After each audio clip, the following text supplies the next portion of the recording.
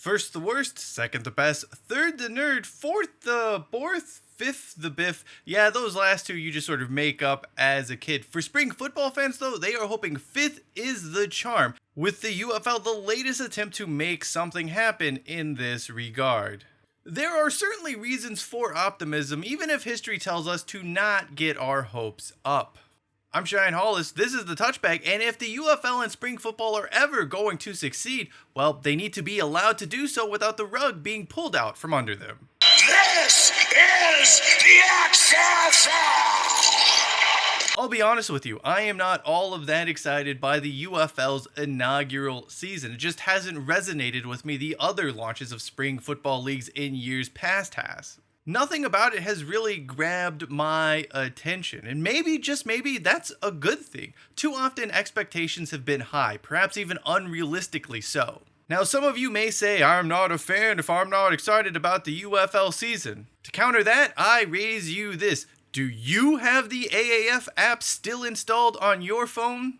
As I mentioned previously on this channel, I do. Look, it doesn't do anything, but I still hold out hope that one day the AAF just may be resurrected and that app will be useful once more. I know it's never gonna happen. Beyond that, I was also in Sacramento for the previous incarnation of the United Football League, and I'm not convinced this version will be any better than that.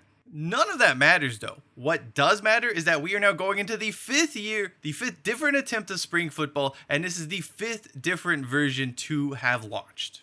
The Alliance of American Football was probably the best version of spring football we have seen, but it was being run by tech bro / nepotism baby Charlie Ebersol, who talked a great game but couldn't keep the lights on.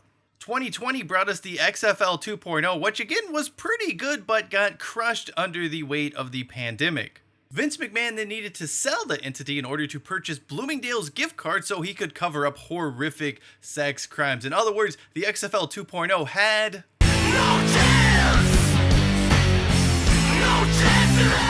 Everyone took a break in 2021, and in 2022 we had the ill-fated first go-round of the USFL with all of those games and teams hosted in Birmingham, Alabama. This just didn't work. A lack of fans and generally subpar football were not a recipe for success, although I understand why the USFL did this. Ultimately, the only thing most people out there are going to remember from the USFL's 2022 season is when a player was cut because he wanted pizza for lunch. The USFL stuck around for 2023, this time actually playing games outside of Birmingham. The XFL 3.0 also took place, but neither league really captured the imagination. More importantly, splitting up the player and coaching pool for spring football did no one any favors. Recognizing this, probably a season too late, the USFL and XFL merge and would launch the UFL for the 2024 season.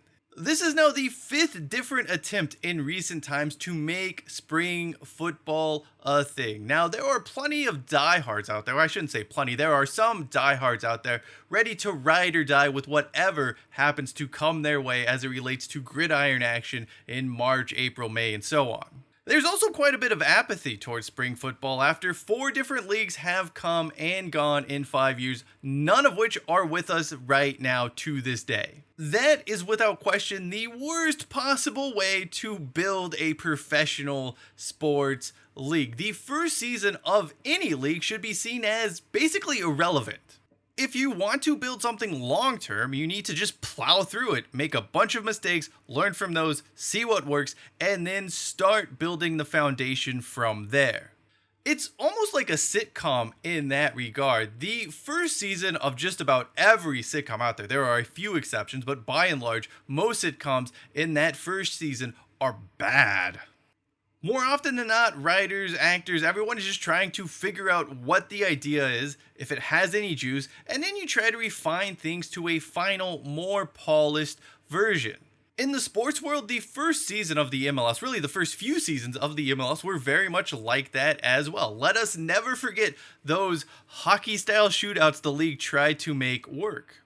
Eventually, though, the MLS figured out what worked, what didn't work, and has gone on to find remarkable success in light of all of the doubters out there who thought there was no way a professional soccer league could be a thing in America. That brings us to the crux of the issue spring football currently faces. Too much focus is placed on immediate success, What are the TV ratings? What's attendance like? How's the quality of play? Even on a week-to-week basis, you see the narrative around spring football leagues change based on these factors.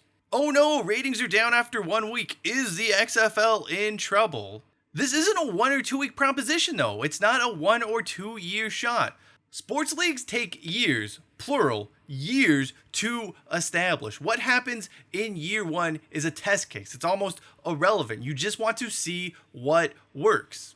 You organize, you play year 1 and even year 2 to a certain extent in order to get to year 4 and year 5 when you have that finished product.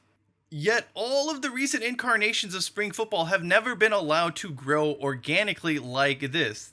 The USFL 2.0 was the closest we ever got to that, and it was undercut by the third coming of the XFL. Now we are back to square one with the United Football League. And make no mistake, this is again square one. We are starting over once more. The AFL-NFL merger happened over a period of years to ensure a seamless transition. The USFL and XFL have just thrown everything into one big pot and are hoping gumbo comes up. Fair enough on that front. I think we can all understand why the XFL and USFL came together with this merger. That isn't the issue here, even if it will create some awkward moments, potentially speaking. The big thing, though, is that the new league, the UFL, needs time. It needs to be allowed to grow. Those running spring football leagues must stop looking at things through the lens of what is happening right now in any given moment. That is secondary to where spring football will be in 3 to 5 years. That is what matters here. Yet we haven't been able to get to 3 to 5 years with any of these previous attempts at spring football, so we really have no idea if it's even a viable proposition to begin with. If the UFL and spring football are going to succeed, they need to be allowed to do so without the rug being pulled out from underneath them. Sloppy play, low TV ratings, dwindling attendance, all of those things can be corrected over time, but without time, you're never going to fix any of those. There is no need to judge the UFL as a success or failure in year 1 because honestly, that is impossible for anyone to know. Instead, everyone involved just needs to take a step back and let the damn thing grow. Let's see if spring football is actually viable. If we do take that step back, maybe we can finally have the spring football league we all deserve and most of us out there actually truly want. Or we could just pull the plug on the UFL after this year and try again in 2025. History tells us that's probably the most likely solution. Thank you for watching this video. If you would like to know a little bit more about the game Vince Lombardi once called the Shit Bowl, well, watch the video in the upper right hand corner of your screen. Until next time, I am Cheyenne Hollis. This is The Touchback. Let's hope spring football finally works. And as always, hashtag take it out to the 25.